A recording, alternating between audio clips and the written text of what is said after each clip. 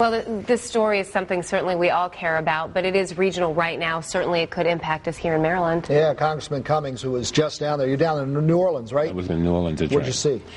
Saw sadly, a lot of large clouds of cloud-like. It looks like a cloud of oil everywhere. You saw the oil mixed with dispersant. You probably shown this on your TV screens. It looks red, and you see that everywhere. Smell? Smell. You could, in the helicopter, we were 1,000 feet up, and we could smell it.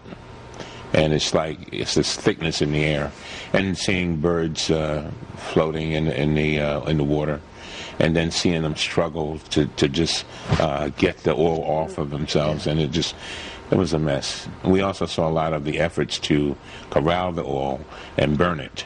And that it's quite an operation down there, but I believe that there has to be even more coordination so that those efforts might be effective and efficient.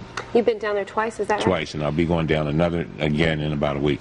What are you hearing from people? You know, you're always the kind of guy who likes to talk to people. I'm telling you, I've never felt so sad when you see grown men literally crying and saying that fishing has been in their families for 5 generations, and they don't think that they'll be able to fish in those same waters during their lifetime.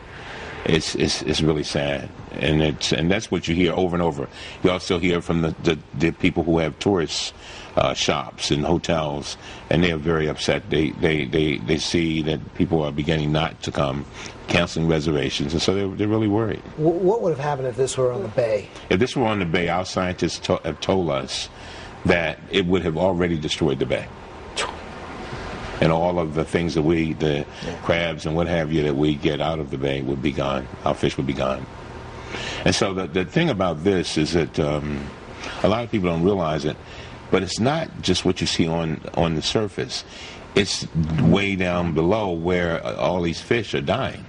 And it's really sad. And so there are 20-some various agencies working down there. I think there needs to be more coordination. Thad Allen, who used to be head of the Coast Guard, who I know very well because I'm chairman of the Coast Guard, I think is doing a very good job. But I've said to them, they've got to coordinate better. I think better coordination so that we can be effective and efficient. For example, you'll see the booms out, and in some instances, the oil has they're filled with oil, and nobody has picked them up and then to replace them and what have you.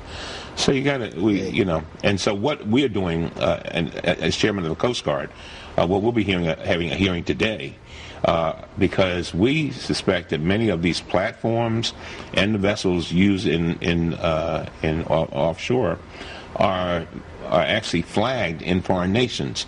What that does, it means is that they're not subject to a lot of our inspections.